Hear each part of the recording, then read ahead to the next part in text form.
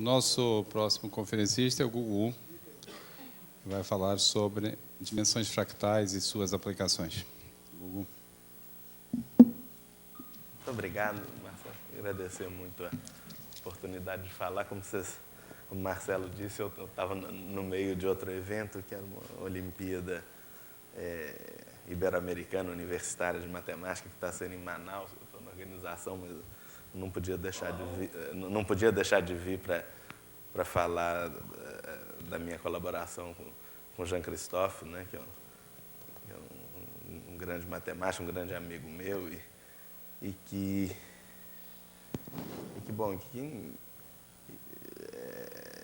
influenciou, acho que a maior parte do meu trabalho matemático e certamente dos meus alunos também. Eu acho que todas as teses dos meus alunos têm relação com as coisas que eu fiz com o Jean Christophe. Eu vou falar um pouco disso, então, das coisas que eu fiz com ele. Eu conheci o Jean Christophe quando eu era aluno do IMPA, né? Eu era aluno do Jacó. Essa palestra em particular vai ter muita relação com o assunto da palestra do Jacó, então eu vou falar de vários assuntos relacionados a bifurcações homoclínicas e dimensões fractais. O Jacó tinha me colocado para pensar num problema dele relacionado com bifurcações homoclínicas. Eu tinha feito algumas coisas que eu achava que tinham um interesse muito limitado, que era uma coleção de semi-trivialidades, mas, curiosamente, o Jean Christophe, que já era um matemático muito famoso, muito importante, eu tinha um certo medo de falar com ele, curiosamente, se interessou pelas coisas que eu estava fazendo, que foi uma enorme surpresa para mim, e concordou em conversar comigo sobre as coisas que eu estava fazendo. E isso foi como eu falei, eu tinha uns 19 anos, né? Estava mais ou menos no meio da tese. Foi em 92, eu acho, né? Quando eu conheci, eu defendi a tese em 93. E foi um estímulo enorme para eu não só terminar o doutorado, mas continuar trabalhando nisso. Pouco depois, em 94, eu fui fazer um pós-doutorado com o Jean Christophe, lá em Orsay. E o Jacó lembra bem, o Jean Christophe, Orsay estava bem em reforma, não tinha muita sala para os visitantes, o JC me colocou na sala dele, né? Porque então ele tinha a mesa, me colocou na mesa do lado, era uma responsabilidade danada, e eu acabei tendo a chance de começar a colaborar com ele nessa época. Bom, eu vou falar um pouco sobre essa colaboração com o Jean Christophe que começou nesse pós-doutorado, mas antes disso eu tenho que falar um pouco sobre o problema de tese do Jacó, que era sobre conjuntos de Cantor-Rie.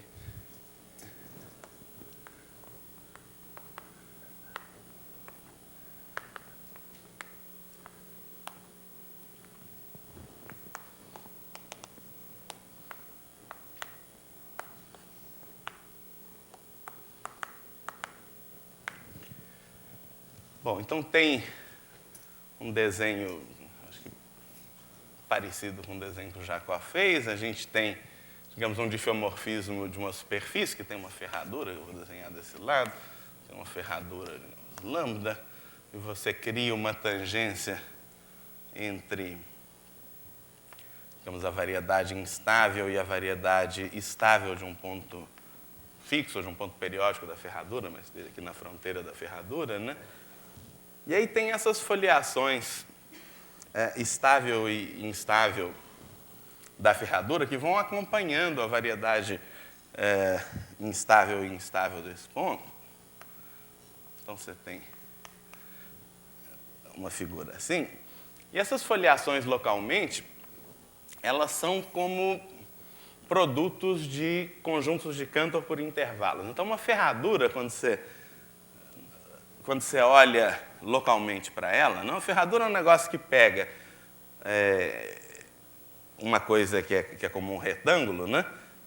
Estica numa direção, aperta na outra, dobra e joga o retângulo numa coisa desse tipo, quer dizer, intersectando ele mesmo num certo número de pedaços, né? Nesse desenho clássico em 2, pode ser mais. E a ferradura mesmo, um conjunto hiperbólico, que é o maximal invariante nesse negócio. Se você olha, ela tem uma estrutura local que, em dimensão 2, a gente consegue descrever muito bem. Ela é localmente diffeomorfa ao produto cartesiano de dois conjuntos de Cantor na reta, que não são só topologicamente conjuntos de Cantor, eles são conjuntos de Cantor com uma boa estrutura dinâmica, eles são conjuntos de Cantor regulares ou dinamicamente definidos. Conjuntos de Cantor regulares são conjuntos hiperbólicos na reta, quer dizer, são o que a gente chama de conjuntos de Cantor dinamicamente definidos. Basicamente, um conjunto de Cantor regular é um conjunto na reta que é o maximal invariante por uma transformação expansora. Então, você tem um número finito você tem um intervalo grande, um número finito de subintervalos, e funções expansoras, quer dizer, funções diferenciáveis, pelo menos ser um mais alfa para algum alfa maior que 1, definidos nesses intervalos. A imagem de cada intervalo não precisa ser um intervalo todo, mas ela precisa ser o fecho convexo de uma união de outros intervalos, mas nos casos mais simples vai ser o intervalo todo, no caso Bernoulli, digamos. Mas se não, a imagem de cada intervalo vai ser uma união de outros intervalos, vai ser o fecho convexo de uma união de outros intervalos, isso vai induzir um shift de Markov no espaço de símbolos correspondente aos intervalos. Esse shift de Markov tem que ser mixing para se definir um conjunto de Cantor regular, né? Então, o conjunto de Cantor regular é basicamente um conjunto hiperbólico em dimensão 1, quer dizer, é um repulsor hiperbólico em dimensão 1. E ferraduras são moralmente produtos cartesianos de conjuntos de Cantor regulares. São localmente diffeomorfos a produtos cartesianos de conjuntos de Cantor regulares. E entender bem essa geometria de conjuntos de Cantor regulares em dimensão 2 ajuda bastante a entender ajuda bastante a estudar bifurcações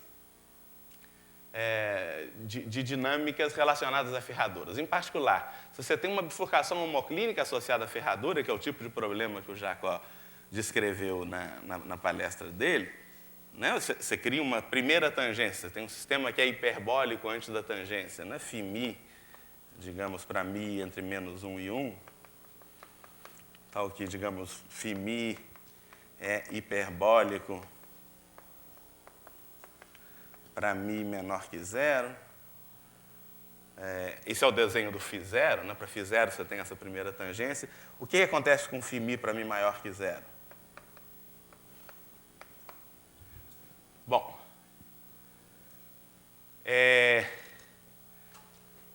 e o que acontece é que a resposta tem muita relação com a geometria da ferradura, com os chamados invariantes fractais, com as dimensões fractais relacionadas com a ferradura. Então, tem um teorema importante, o resultado final, no caso de dimensão menor que 1, é do Jacob e do Flores, do Palistakins. Eu acho que o resultado final acabou saindo em 87, né? Diz que se a dimensão de Hausdorff, escrever Hausdorff da ferradura for menor que 1, se a ferradura for pequena, então, para a maioria dos μ's positivos, então deixa eu explicar em que sentido para a maioria dos μ's positivos, quer dizer, com o limite quando μ tende a 0 da medida de Lebesgue do conjunto dos μ em 0 delta, tal que Φ, sob condições razoáveis, típicas, etc., que eu não vou escrever todas, Se você olha para o conjunto dos parâmetros positivos entre zero e delta, tal que φ é hiperbólico, divide por delta, isso tende a 1. Quer dizer, para a grande maioria dos parâmetros pequenos, mesmo depois da bifurcação podem aparecer novas tangências.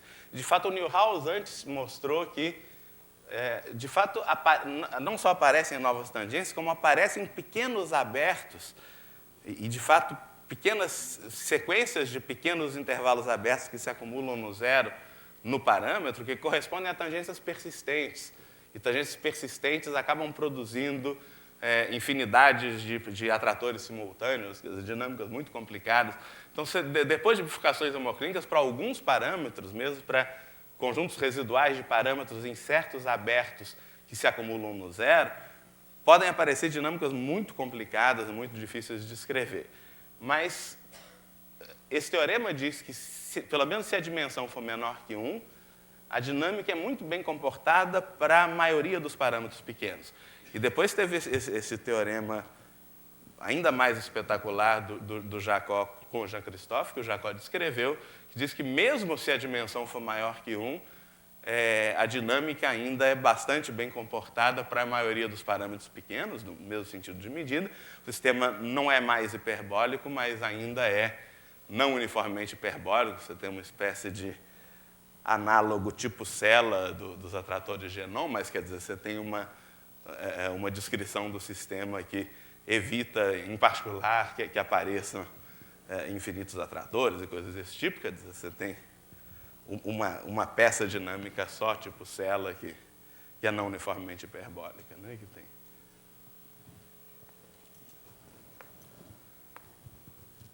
tem boas medidas. Bom, então tem esse resultado clássico do Takens. A pergunta é o que acontece se a dimensão de lambda for maior que 1. Bom, o Newhouse, antes disso, né,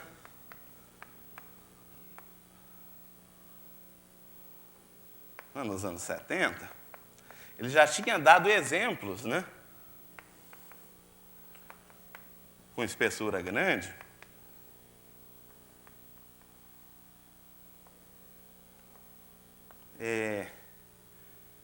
exemplos persistentes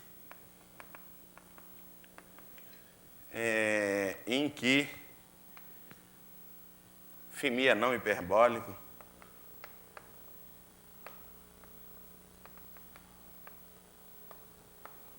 né, tem tangências persistentes.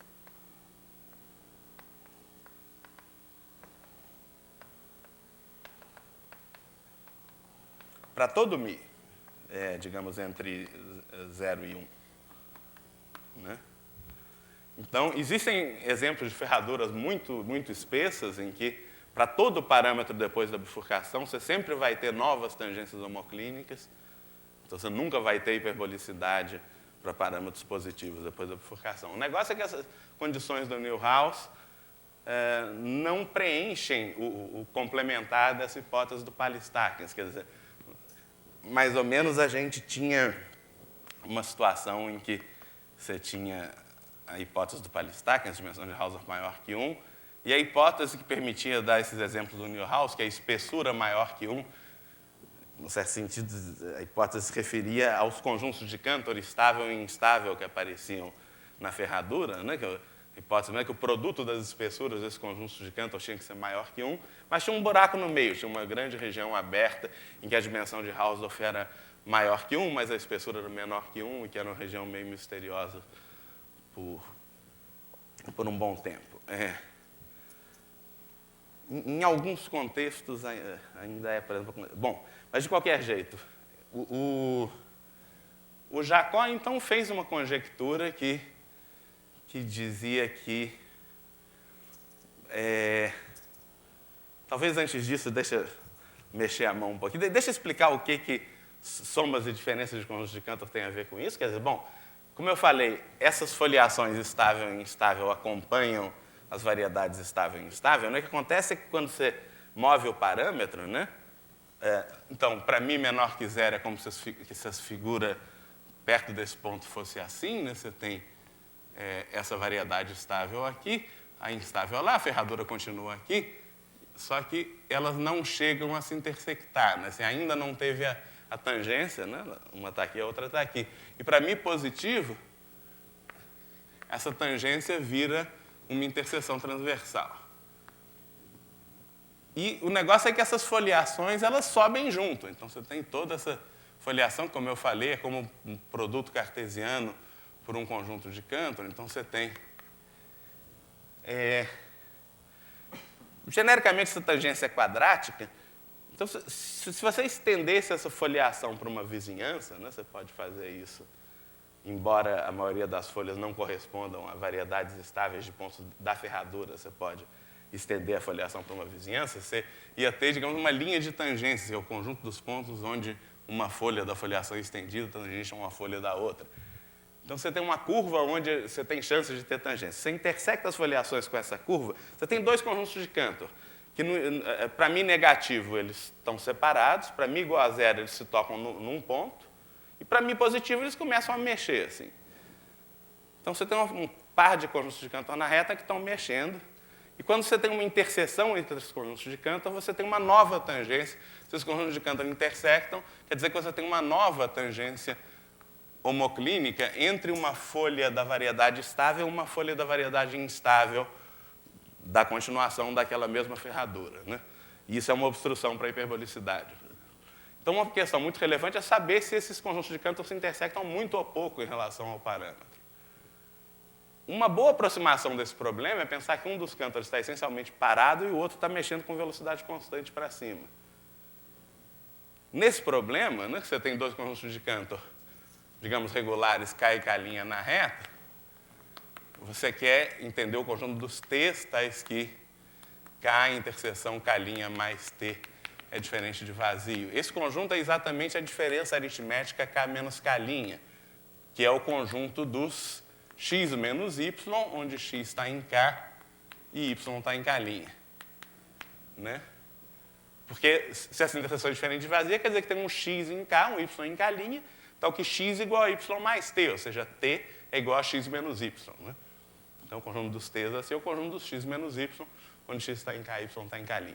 A pergunta é se, tipicamente, a diferença aritmética de dois conjuntos de Cantor é grande ou pequena. Então, a primeira formulação da conjectura do Jacob é que, tipicamente, dados com dois conjuntos de Cantor regulares, a diferença aritmética deles ou tem medida nula ou contém um intervalo não trivial. Né? Ou tem medida nula ou tem...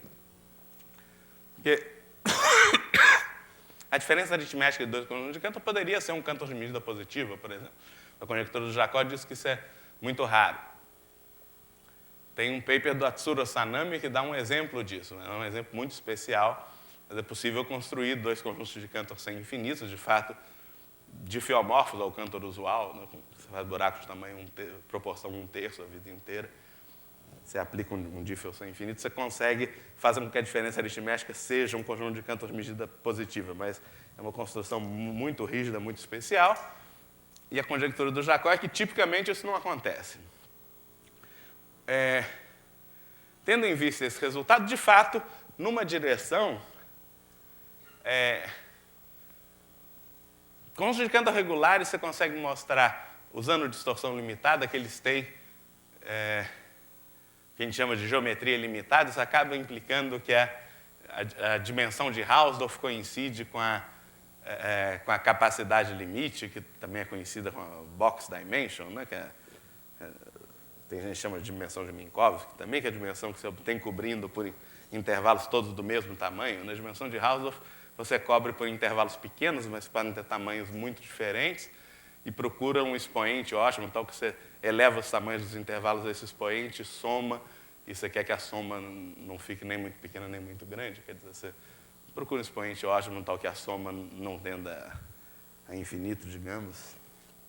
Né? Pega o ínfimo dos expoentes, tal que o limite dessa soma seja finito, por exemplo. Isso dá a dimensão de Hausdorff, mas se você exige que os intervalos tenham todos o mesmo tamanho, isso dá a capacidade limite. No caso de conjuntos de Cantor regulares, eles dão a mesma coisa. Por que eu estou falando nisso? Porque, no caso de K serem conjuntos de Cantor regulares, esse fato implica que, se a soma das dimensões de Hausdorff for menor que 1, então a dimensão de Hausdorff da diferença vai ser menor que 1 também. Em particular, a medida de Lebesgue vai ser 0. Então, uma versão da conjectura do Jacob, modificada, digamos, é que, se a soma das dimensões de Hausdorff for maior que 1, então, tipicamente, o interior de K menos K' vai ser diferente de vazio. Bom, então, o meu problema de tese originalmente era investigar a conjectura dele.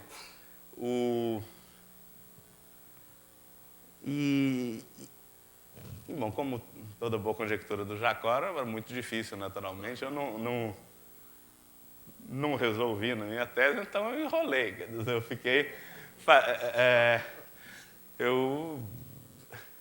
Mas uma das coisas que eu fiz foi fazer uma definição, por exemplo. Uma definição relacionada a esse problema, que acabou servindo para alguma coisa, que é uma definição mais ou menos óbvia nesse caso. Você define uma interseção estável. A gente diz que em alguma topologia K e K' tem interseção estável. Se para qualquer K', K', perto de K', K', interseção K', é diferente de vazio. Então, eles têm interseção estável, não só eles têm interseção não vazia, mas qualquer coisa perto tem interseção não vazia. O que quer dizer perto? Depende da topologia que você bota. K e K' são conjuntos de Cantor regulares, eles são definidos por uma dinâmica, então você vai perturbar a dinâmica, né? Você tem que escolher em que topologia você vai perturbar a dinâmica. Normalmente, para conjuntos de Cantor regulares, você bota uma topologia C1+, né? Eles são C1 mais epsilon para algum epsilon, você tem direito de diminuir um pouquinho o epsilon, mexer um pouquinho os intervalos suporte, mas tem que preservar a combinatória, e aí você pode perturbar as funções. Mas numa topologia que faça sentido, você define esse negócio. Então, e aí o que eu fiz na tese foi dar várias condições suficientes, mais gerais do que as do Neuhaus, que garantem que É claro que se dois conjuntos de Cantor têm interseção estável, o zero vai pertencer ao interior da diferença persistentemente, né? E essencialmente a condição do Neuhaus, que o produto das espessuras é maior que 1, garante que os conjuntos de Cantor têm interseção estável, desde que os suportes não sejam disjuntos, ou que um não esteja contido num buraco do outro, né? Mas aí na tese eu dei outras condições suficientes e tal.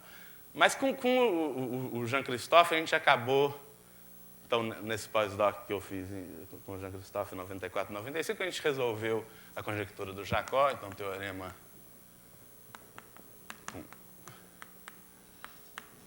Então a gente andou anunciando a primeira versão disso em 95, acabou publicado em 2001, porque a gente demora para escrever as coisas.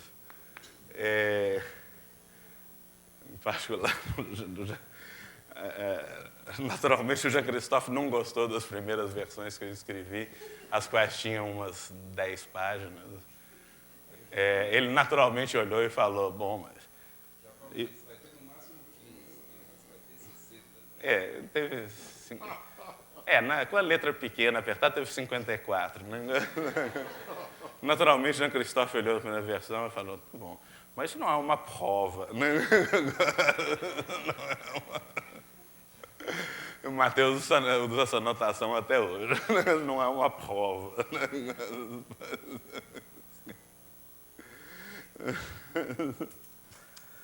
Mas o Jean-Christophe era um cara muito informal, que eu era basicamente um garoto ainda quando eu estava no pós-doc, né? Eu tinha 21 anos, não é? Mas o Jean-Christophe tinha acabado de ganhar medalha Fields e tudo. Mas não tinha nenhuma formalidade a discussão com ele. Principalmente quando eu achava que tinha uma prova de alguma coisa, o Jean-Christophe duvidava. O negócio, isso aí não esquece. O negócio fala, pô, Jean-Christophe, senta aí que eu vou mostrar esse negócio. E ele tinha muita paciência. Um sujeito não trivial. Não tinha frescura nenhuma para discutir matemática com qualquer um de igual para igual. Não tinha esse negócio de argumento de autoridade com ele. Não. O negócio, ele ouvia o que você tinha para falar, independente de qualquer... Não, pois é, mas eu estava em particular. Impressionante.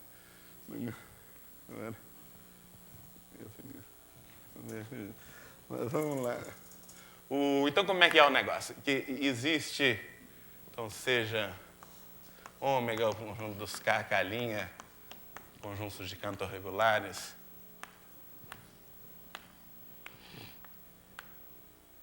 tais que a soma das dimensões de Haldor é maior que 1.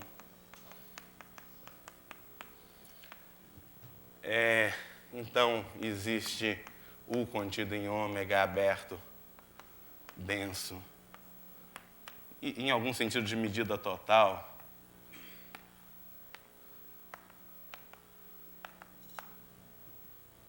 Pelo menos no sentido de complementar, tem codimensão infinita, quer dizer, famílias genéricas com, digamos, 1000 parâmetros, ou qualquer número finito de parâmetros, que estão contidas em ômega, de fato vão estar tipicamente contidas em U.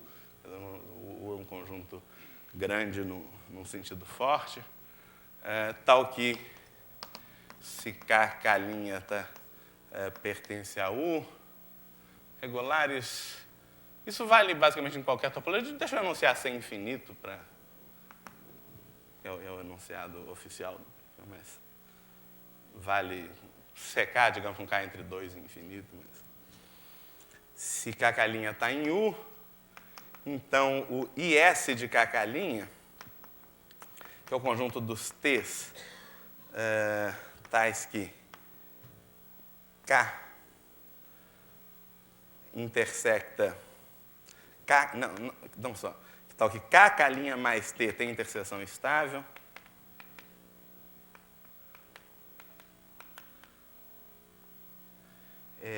Não, vazio. E mais do que isso,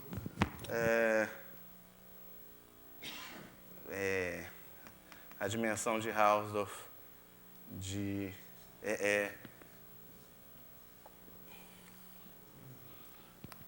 quer dizer, IS de KK' é denso e de medida total em K menos K'. E esse de KK' está contido em K menos K', quer dizer, se KK' mais T tem interseção estável, em particular tem interseção. Quer dizer, em particular, T pertence a K menos K', que é o conjunto das translações para os quais essas coisas intersectam. Eu estou dizendo que quase toda translação que intersecta é uma posição de interseção estável. Não só existem posições de interseção estável, mas quase toda posição de interseção é uma posição de interseção estável. Então, isso resolve a conjectura do Jacob, digamos, num sentido forte. Depois, a gente fez um segundo paper que aplica esse resultado no contexto de bifurcações homoclínicas.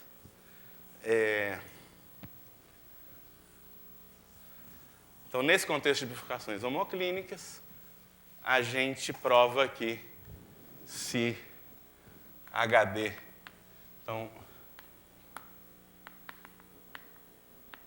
saiu publicado só em 2010, no Análise da Cola Normal, mas a gente fez as contas até 98, 99. Aí depois, para escrever, demorou uns 10 anos, digamos. Tem umas coisas que eu fiz em 96 e que estão para sair. As coisas que eu fiz sozinho são piores. Assim, vamos ver. Bom, tem um negócio que eu fiz com o Jacó e com o Marcelo que eu vou falar daqui a pouco. Deixa para lá. Mas vamos lá. Mas vocês também.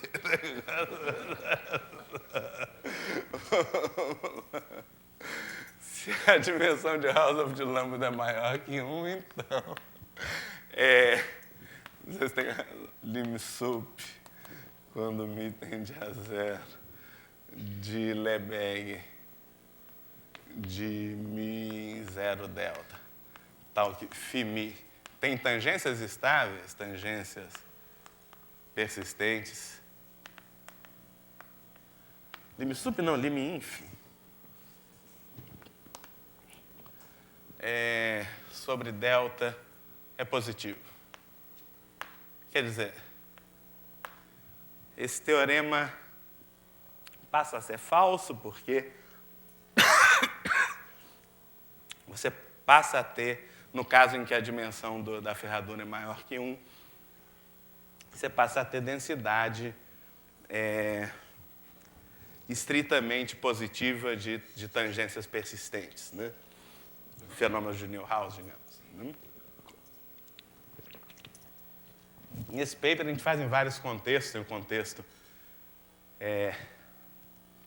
homoclínico, tem um contexto heteroclínico também, que é tecnicamente mais complicado, que é quando as duas foliações são só C1 mais alfa, nenhuma das duas é C2, a gente tem que mudar até.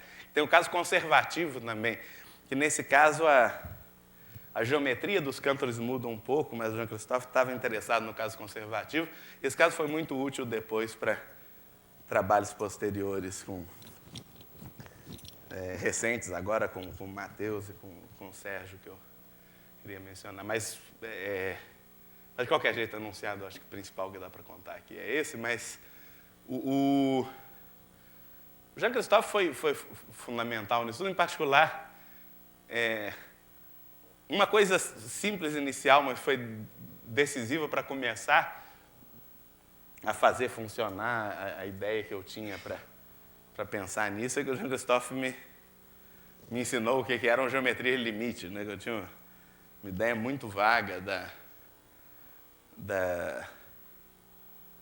do espaço das geometrias locais de um conjunto de Cantor.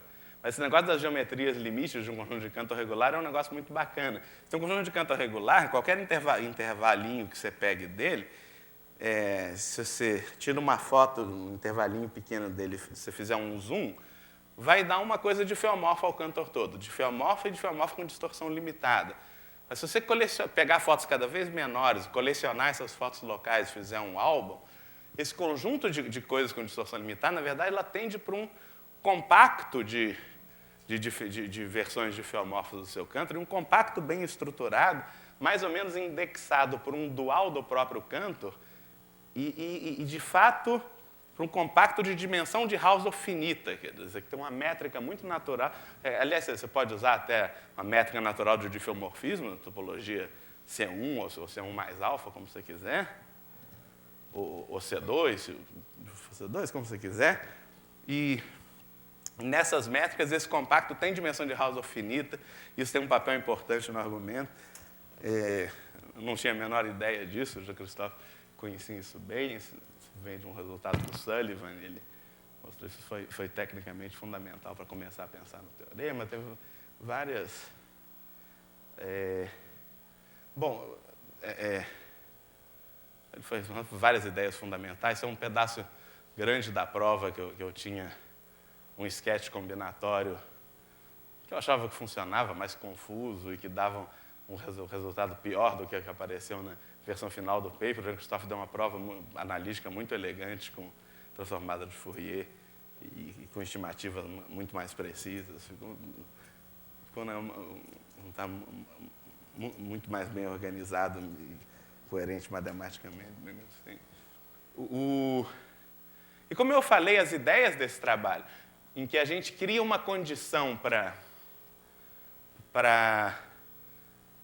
garantir que dois conjuntos tenham interseção estável, que é a existência de um compacto recorrente, e a técnica para construir esse compacto recorrente, que é um pouco inspirada em combinatória, a gente não constrói... quer dizer, a gente tem que... Se você tem dois conjuntos de Cantor, a gente não dá para garantir a priori que eles têm interseção estável em alguma translação.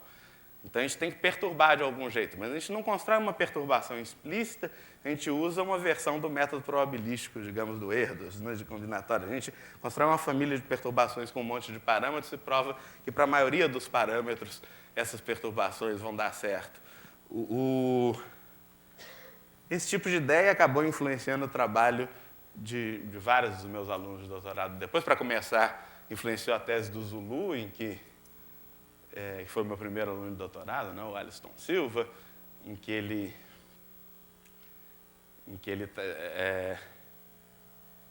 trabalha com ferraduras em dimensão superior. Então, ele tem o caso em que, por exemplo, um conjunto de Cantor estável tem dimensão maior que 1, e aí ele prova, bom, a gente prova, acaba fazendo um artigo junto com ele, que imagens típicas de conjuntos, digamos, conjuntos de Cantor estáveis com dimensão maior que 1, por difeomorfismos que vão na reta, contêm intervalos persistentemente, com ideias análogas ao trabalho com Jean-Christophe, quer dizer, não são corolários, mas a estratégia é claramente inspirada no teorema com Jean-Christophe. Uma parte importante do trabalho com Jean-Christophe, que é o lema de recorrência de escala, acaba servindo para provar uma fórmula de dimensão que funciona mesmo no caso em que a soma das dimensões dos cântores é menor que 1. Não é fórmula de dimensão, diz que se K e K' são não essencialmente afins, então a dimensão da soma é o que a gente espera, é o mínimo entre a soma das dimensões e 1.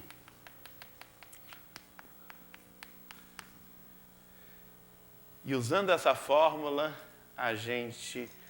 Bom, eu provei resultados geométricos sobre o chamado espectro de Lagrange clássico, que é um objeto de teoria dos números associado a aproximações diofantinas. E tem dois objetos de teoria dos números, são o espectro de Lagrange e o espectro de Markov, mas que tem generalizações dinâmicas muito naturais.